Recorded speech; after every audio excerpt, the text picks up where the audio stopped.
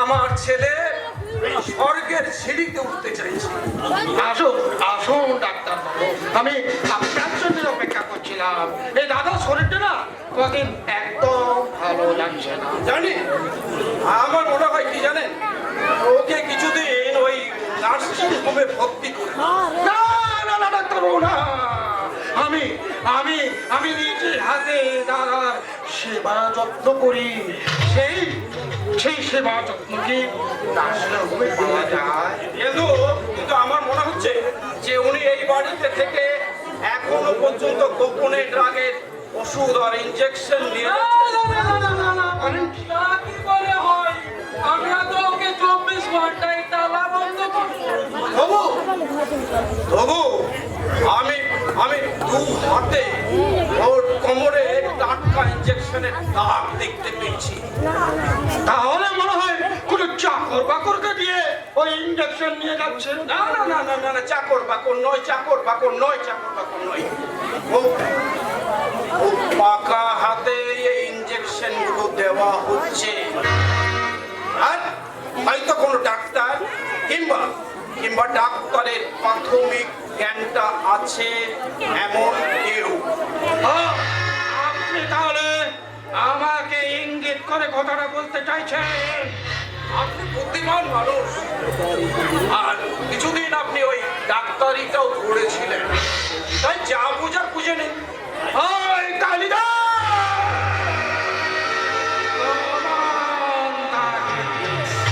এই অভিযোগটা শোনার জন্যে আমি তোমাকে এখানে ডেকে পাঠিয়েছিলাম। এমন 2 লক্ষ টাকা দিয়ে আপনাকে আমি ধার দিয়েছিলাম। হ্যাঁ, দিয়েছিলেন। আর সেই টাকাটা আমি নিয়েছিলাম এই 50 বছর ধরে হোমিওপ্যাথি গবেষণার কাজের জন্য। হ্যাঁ, তার বিনিময়ে আপনি আমার বাড়িটা বন্ধক রেখে মাসে মাসে মোটা মোটা টাকা ইনকাম করছেন। আর তখন আমি বুঝতে পারিনি যে আপনি আসলে ওই টাকাটা দিয়ে আমাকে কিনতে চাইছেন। আর এই জন্যই আপনাকে হোমিওপ্যাথি ডাক্তার হিসাবে বাড়িতে এনেছিলাম। আপনি আমাদের কথা মতো উঠবে আর বসবে। তার জন্য আপনি মোটা মোটা টাকা পাবেন, যে টাকা আপনি জীবনেও রোজগার করতে পারবেন না। উকিল বাবু, মানুষের খেয়ে পড়ে বেঁচে থাকার জন্য টাকার দরকার, কিন্তু কিন্তু যারা মাথা বিক্রি করে টাকা রোজগার করে, আমি তাদের মানুষ বলে মনেই করি না। ডাক্তার বাবু, তাহলে আপনি আমাদের কথা মতো কাজ করবেন না? আগে না, কারণ কারণ আপনার দাদা ছিলেন আমার বাল্য বন্ধু। আজ আজ এতদিন পর আমি বুঝতে পারছি আমার সেই বন্ধুর অসুস্থতার কারণ। আর আপনার বাবার মৃত্যুর পিছনে নিশ্চয়ই কোনো গোপন ষড়যন্ত্র লুকিয়ে আছে। মানে কথা বলবে ডাক্তার, আমার বাবা খুন হয়নি, সে আত্মহত্যা করেছিল। এই দুজন তার সাক্ষী আছে। আরো একজন সাক্ষী আছে, আরো একজন সাক্ষী আছে। সে হলো আপনার দাদা। আর ওই মানুষটা যেদিন এই অন্ধকার থেকে আলোয় ফিরে আসবে, অসুস্থ হয়ে যেদিন সুস্থ হয়ে ফিরে আসবে, সেদিন কিন্তু খুনির আসল চেহারাটা বোঝা যাবে। তাই তো আমি তদন্ত চেয়ে পুলিশের আইজি সাহেবকে একটা চিঠি দিয়েছি।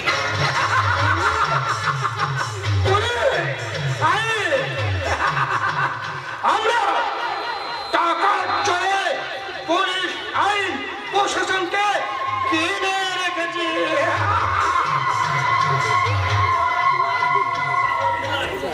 টাকা দিয়ে বিছানা কিনতে পাওয়া যায়, কিন্তু টাকা দিয়ে ঘুম কিনতে পাওয়া যায় না। তাই আজ থেকে আপনার রাতের ঘুমটাই কেড়ে নিয়ে গেলাম। সত্য ডাক্তারকে ডেকে এনে কারণ ডাক্তার শুধু প্রেসক্রিপশনে লিখে না, মাঝে মাঝে মানুষের ডেথ সার্টিফিকেটেও সই করে। আমি আপনাকে পিঠে ঝাড়ে পড়বো। আপনি জানেন না, আর কয়দিন পরে আমি এই বিধানসভায় এমএলএ হব। আমার মাথায় করবে। আই কালিদা সব মুকুট মাথায় পরার জন্য তৈরি হয়, কিন্তু সব মাথায় মুকুট পরার জন্য তৈরি হয় না। তাই তাদের জন্য থাকে ফাঁসির দড়ি। নাটা মল্লিকে ফাঁসির দড়ি।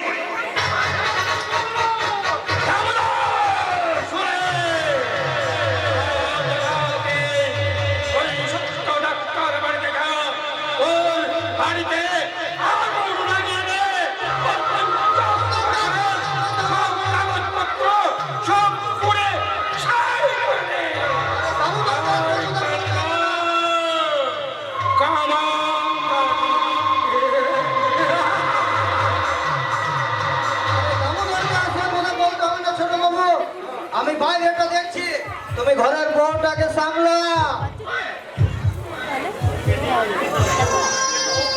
কোনো চিন্তা নেই, ও তো ওই ভরদ্বাজের পুরিয়াটা গিলে নিয়েছে। ছেলে হলে যখন তার নিজের সমস্ত সম্পত্তির মালিক হবে, সে কথাটা ঘোনাক করেও জানতে পারে। আর সেই আগুনে আমি একটু একটু করে ঘি ঢেলে যাব এবং রাহুলকে আর একটা পুরিয়া খাইয়ে ওই বউটাকে পাঠাবো বনবাসে। এই কালিদা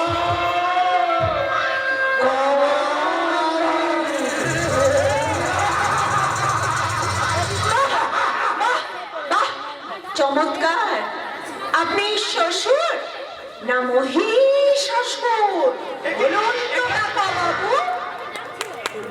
তুমি এখানে? হ্যাঁ, আপনার মায়া কান্না দেখে আমার আজই সন্দেহ হয়েছিল, তাই আড়ালে দাঁড়িয়ে আপনার চরিত্রটাকে চিনবার চেষ্টা করছিলাম। আমাকে চেনা বড় কঠিন বাবা। আমাকে যে ভগবান বানিয়েছিল সেই তার নমুনা দেখে সেই সবকে ছেড়ে চলে গেছে। তুমি তো দুদিনের ছুকরি হলো এই শ্বশুর বাড়ির স্বর্গ ছেড়ে আমি কিন্তু কোথাও যাব না কাকা বাবু। আপনার ষড়যন্ত্রে সে সাগর হয়ে জ্বলবো।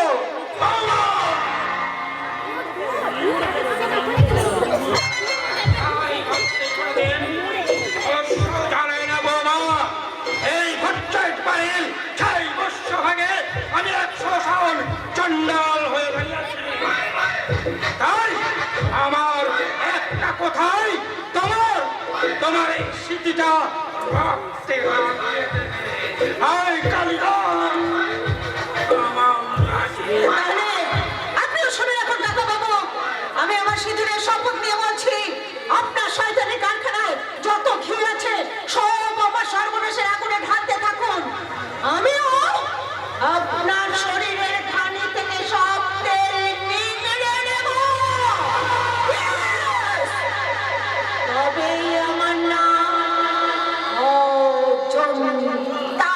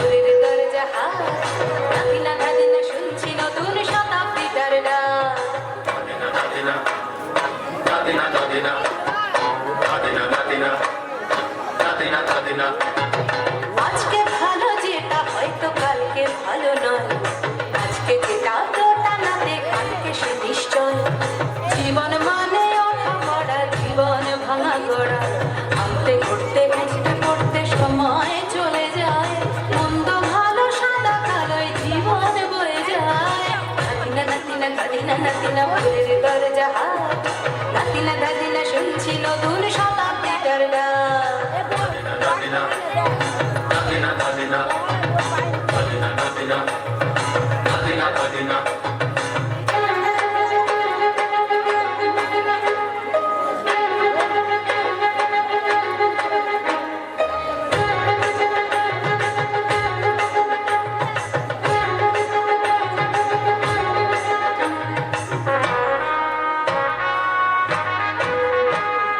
মানুষই প্রেম করে সেই মানুষই খুন করে বুকের ভেতর খরা কখন কখন বৃষ্টি ঝরে মানুষই প্রেম করে সেই মানুষই খুন করে বুকের ভেতর খরা কখন কখন বৃষ্টি ঝরে আজকে ফকির কাল সে রাজা মজার দুনিয়ায় মন্দ ভালো সাদা কালো জীবন বয়ে যায় নাতিনা নাতিনা নাতিনা ভোরের দরজা হাট নাতিনা ধাদিনা শুনছি নতুন শতাব্দীটার গান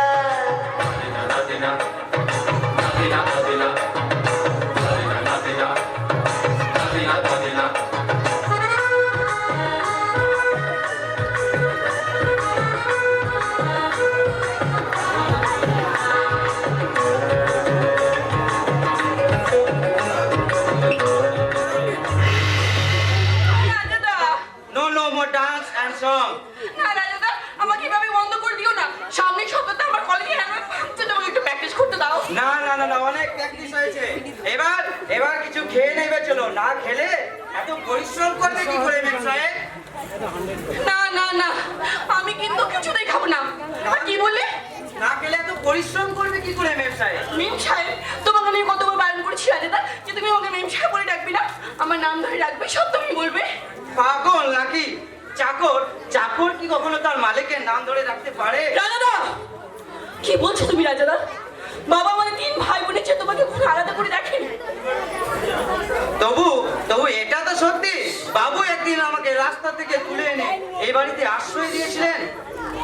শুধু আশ্রয় দেয়নি, সেই সাথে তোমাকে একই স্কুলে ভর্তি করেছে, ভালোবাসা দিয়েছে, স্নেহ মর্যাদা দিয়ে আমাদের সাথে একই স্কুলে ভর্তি করেছে। আর আমিও সেই স্কুল ফাইনাল থেকে সেখান থেকে পালিয়ে এসেছি। মিথ্যা কথা বলছো রাজাদা, মিথ্যা কথা বলছো তুমি। সেদিন তুমি কলেজে ফার্স্ট হয়েছিলে, সেদিন লজ্জায় ঘেন্না অপমানে আমার দাদা স্কুল যাওয়া বন্ধ করে দিয়েছিল, সেদিন তুমি স্কুল ছেড়ে দিয়েছিলে। অত শত বুঝি না বাবা, এই বাড়িতে বসে তোমাদের সবার মঙ্গল করেই আমি আনন্দ পাই। কিন্তু সেই থেকে তো দাদারা তোমাকে সহ্য করতে পারে না রাজাদা। তবু তুমি তাদের এত ভালোবাসো কেন বলতে পারো? দেখো শুধু জমি আর বীজ থাকলেই তো ফসল ভালো হয় না, তার জন্য জমিতে রস থাকা দরকার। মানুষের মধ্যে মানুষের ভালোবাসাই হলো সেই রস, যার জন্য সবুজ ফসলে ভরে ওঠে মানুষের জীবন। তাহলে তোমার মামার বেলায় তোমার ভালোবাসা এত কম পড়ে কেন রাজাদা? টান পড়বে কেন? আমি তো তোমাকেও ভালোবাসি। তুমি আমাকে ভালোবাসো? তাহলে তো আমি কৃতজ্ঞ হয়ে যাবো। তা আমাকে ভালোবাসাটা কেমন শুনি? ভালোবাসা আবার রকমের হয় নাকি? বড়দা, মির্জা, সর্দা, বড়বাবুকে যেমন ভালোবাসি, আমি ঠিক সেই রকমই তোমাকে ভালোবাসি। তুমি একটা হাঁদা গঙ্গারাম, ভালোবাসার অহংকার শিখতে তোমাদের যে কোনো বহু সময় লাগবে। তাহলে তুমিই শিখিয়ে দাও। না মশাই, ওটা কাউকে শেখাতে হয় না। সূর্যের রামধনু যখন আকাশে ওঠে, সেই রামধনু থেকে সূর্যের সাদা আলোটা যেমন ভাগ হয়ে যায়, তেমন ঠিক করে ওই রামধনু থেকে সাদা আলোটা ভাগ হয়ে এসে একদিন তোমার চোখেও নেশা লাগিয়ে দেবে। সর্বনাশ! এই নেশাটা থেকে না আমি ভীষণ ভয় পাই। এই তো কদিন আগে বড়দা নেশা করে বাড়ি ফিরেছিল। ছোট বোনের নামে আমার নালিশ করা হচ্ছে। নালিশ তো করছে না রে, তুই যে উন্নতির নেশায় মাঝে মাঝে মদার হয়ে বাড়ি ফিরিস, সেটা কিন্তু সবাই দেখেছে। এসে যাই, আমি তো কোনো ফালতু পাবলিক নই, এই গ্যালাক্সি নাইট ক্লাবের ম্যানেজার। এই বেটা, যা আমার এই জুতো জোড়া পালিশ করে রাখ। Yes sir, I am always ready at your service. আমার সামনে তুই ইংরেজিতে একটাও কথা বলবি না। তবু জোরে না জোরে ধর্মের কাহিনী।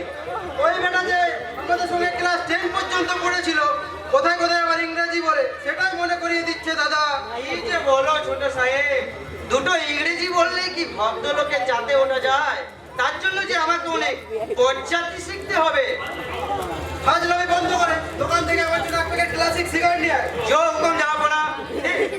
200 টাকা দে। টাকা কিসে? বাবার নামে তো ওখানে খাতা খোলা আছে। দিনে 2 প্যাকেট বাবার জন্য আনি, আমার জন্য না হোক খাতায় লিখে 1 প্যাকেট নিয়ে আয়। বিড়ি সিগারেট খাওয়াটাও কি বাবার ঘাড়ে ভেঙে খাওয়াটা কি ঠিক হবে ছোট সাহেব? জানিস না, আমার বাবার পয়সায় কি খাবো না খাবো যেটা আমি বুঝবো। বুঝতে হবে ছোটদা, বুঝতে হবে তোকে এই কথাটা। মা মারা যাওয়ার পর মায়ের নামে যে প্রভিডেন্ট ফান্ডের টাকাটা উঠেছিল, সেটা দিয়ে বাবা তোদের কারখানা তৈরি করে দিয়েছিল।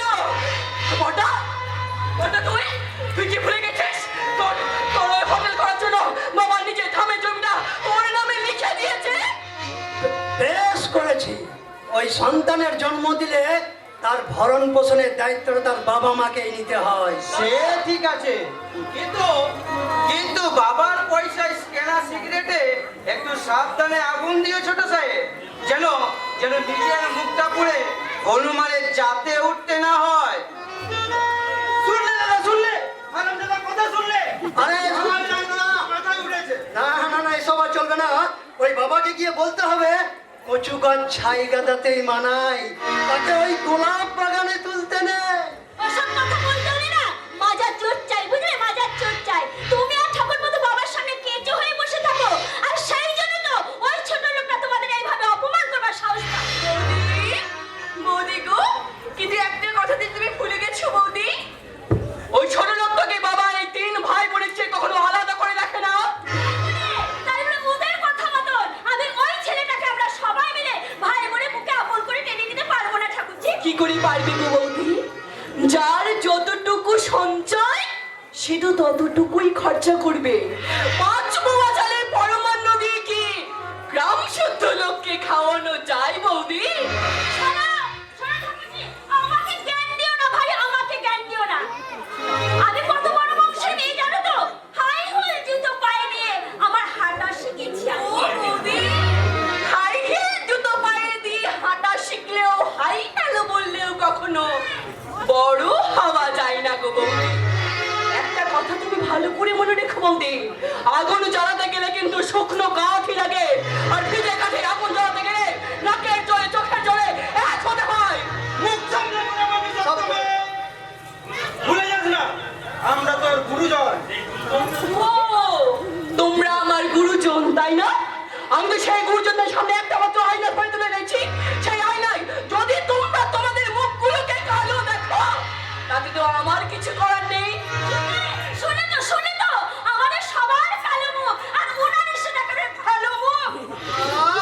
তুমি শুধু রাগ করছে কেন? কথাটা তো আমাদের বলেছে। কেন বলবে? কেন মেনে নেব? আরে স্বামী হচ্ছে পরম গুরুপতি পরমেশ্বর, আর আমি সতী নারী হয়ে সেই স্বামীর অপমান আমি সইব কেমন করে? দেখো দেখো, তুমি যেন আমার স্বামী নিন্দা শুনে ওই পুরাণকালের মতো সতীর মতো দেহত্যাগ করো না বৌদি। সত্য মেয়ে, এটা কিন্তু বড্ড বাড়াবাড়ি হয়ে যাচ্ছে। আমাদেরও কিন্তু ধৈর্যের সীমা আছে। নানি, এইভাবে তোমাদের কথা শুনে আজীবন কাল এখানে পড়ে থাকতে হবে। শোনো, আমি তোমাকে বলে দিচ্ছি, আমাকে আলাদা কোনো ব্যবস্থা করে দাও, নইলে কিন্তু আমি কোনো বাপের বাড়ি চলে যাবো। হ্যাঁ, প্লিজ ইন্দ্রাণী, তুমি উত্তেজিত হয় না, তোমার আবার মাথায় যন্ত্রণা শুরু হয়ে যাবে যে। দাদা, একটা কথা বলবো? বৌদির যদি খুব মাথা ব্যথা করে না, তুই বৌদির মাথাটা একটু মালিশ করে দি। সেদিন যেমন রাতের অন্ধকারে বৌদির পা টিপে দিয়েছিলিস। বেশ করেছে আমার স্বামী আমার পা টিপেছে। তোমাদের মতো চাকর বাকরদের তার পদ সেবা করেনি। বৌদি গো, কি করে করবে তোমরা এসব? মানুষকে আপন করতে জানো না তোমরা, শুধু স্বার্থের বেড়া দিয়ে নিজেদের স্বার্থগুলোকে আঁকড়ে রাখতে জানো। বৌদি, একটা কথা তুমি মনে রেখো বৌদি, স্বার্থের বেড়া দিয়ে ওই ভালোবাসার মানুষকে তোমরা আঁকড়ে রাখতে জানো না, পারো না। তোমাদের খালি সিংহাসনে ভালোবাসার আসন পেতে কোনো মানুষকে ভালোভাবে বসাতে পারো মনুষ্যত্ব আর মানবিকতার চিতা জ্বালাতে। চিতা শুধুই জ্বলন্ত চিতা।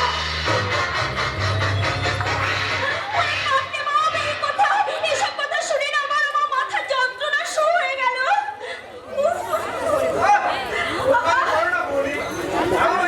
আমার টাকা দিয়ে সংসার চলে। আর আমাদের তোমার রোজগারটা আলাদা করে ব্যাংকে জমে। কিন্তু চিরদিন এইভাবে চলবে না ঠাকুরপো।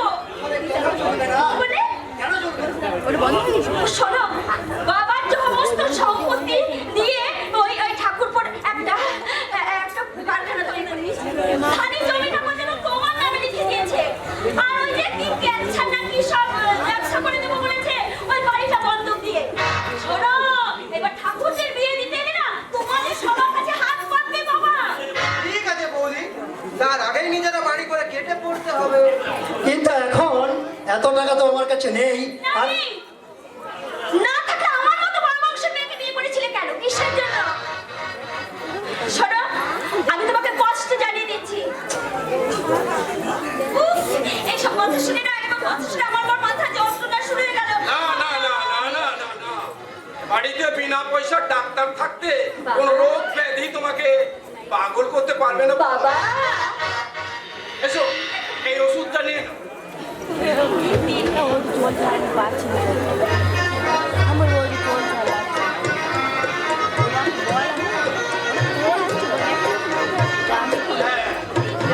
দিন বাবা দিন, আপনার ওষুধে আমি একমাত্র ভালো থাকি।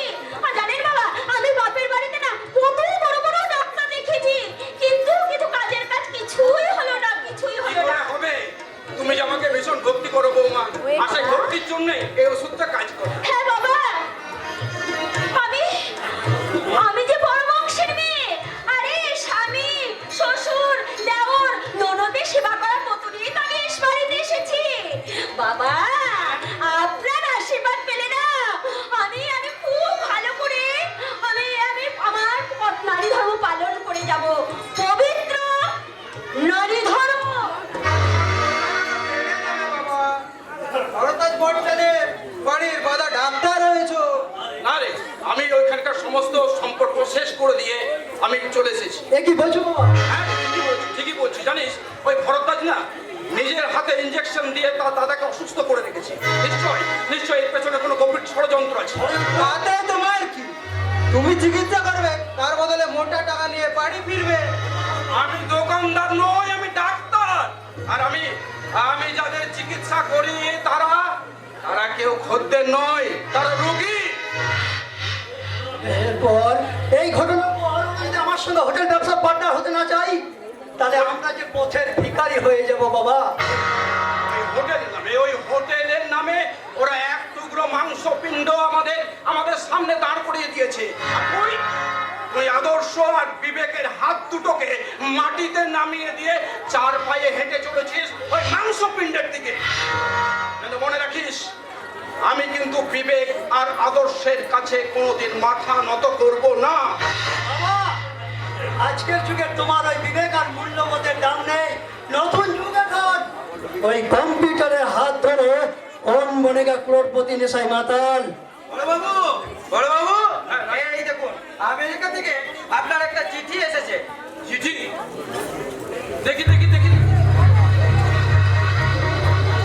বাহ বাহ বাহ বাবা বাহ বাহ, আমি জিতে গেছি।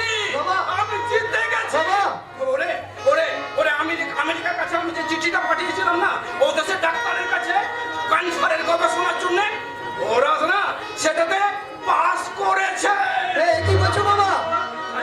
জানিস ওই সামনের মাসে আন্তর্জাতিক হোমিওপ্যাথি সম্মেলনে আমার কাগজের চিঠি পড়া হবে। আর সেখানে যদি ওরা পাস করে, তাহলে আমি হব সেই একমাত্র মানুষ যে কিনা পৃথিবীতে প্রথম ক্যান্সারের ওষুধ আবিষ্কার। একেবারে সোনার খনি। এবার আমার ওই কারখানাতে ওই ওষুধ তৈরি করে কোটি কোটি টাকা ইনকাম করবো। চুপ কর, আমিও না ওই হোটেলের বদলে ওষুধের কারখানা খুলবো, কারখানা। বড়দা, ছোটদা, আজকের এই আনন্দের দিনে বাঁদরের পিঠে ভাগ বন্ধ করে এবার সবাই মিলে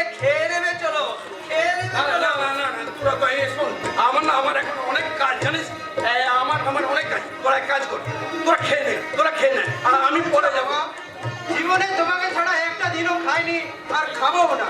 আর আমি তোমাকে ছাড়া যেদিন খেতে বসবো সেদিন সূর্যটা ওই পশ্চিম দিকে উঠবে বাবা, পশ্চিম দিকে উঠবে। ডাক্তারবাবু,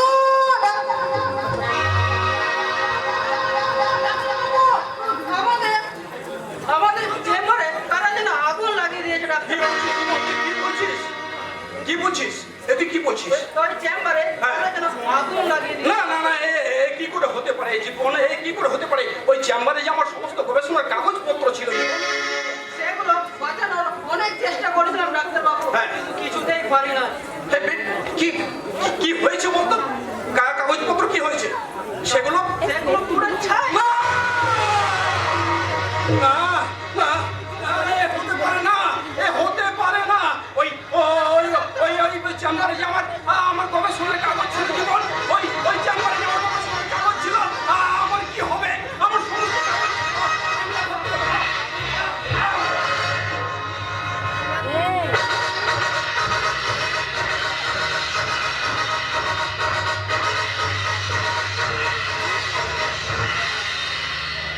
না না না ইন্সপেক্টর, আপনার বোধহয় কোনো ভুল হচ্ছে।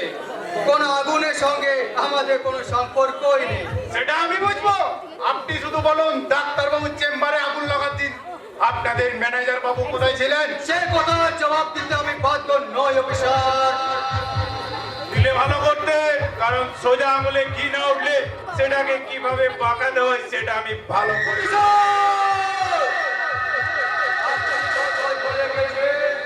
যে আমি ভরদ্বাজ ভট্টাচার্যের ছেলে, আমাকে হুমকি দিয়ে কথা বলবেন না। সারা সারা কোন ডাক্তারের দোকানে কেন আগুন লাগলো সেই কৈফিয়ত কি আমাদের দিতে হবে? দিতে হবে। কারণ ডাক্তারবাবু আপনাদের দিকে অভিযোগের আঙুল তুলে থানায় ডায়েরি করেছেন। স্যার, সেই আঙুল আমি কিন্তু গলাতে ছুঁড়ে দেব। সেই আঙুল আমি কেটে গলায় মাদুলি বানাবো। আর কিছুক্ষণ পরে আমার বাবা যখন আসবে তখন বলবে সে কথা জবাব উত্তর দিতে পারবে না অফিসার, কিছুতেই না। বাবা বাবা বাবা, বাবাটাও যে কোথায় গেল, এখনো আসছে না। বাবা, এই ঘরে কি করছে সেটা যে বলা যাচ্ছে না। আর অফিসার, আপনি কিন্তু মনে রাখবেন আমাদের এই ভরদ্বাজ ভট্টাচার্য হল আমার বাবা, আর কিছুদিন পর এমএলএ হতে যাচ্ছে, আর সেটা কিন্তু আপনি মনে রাখবেন। তাই বলছি সেটা বেশি বাড়াবাড়ি করবেন না।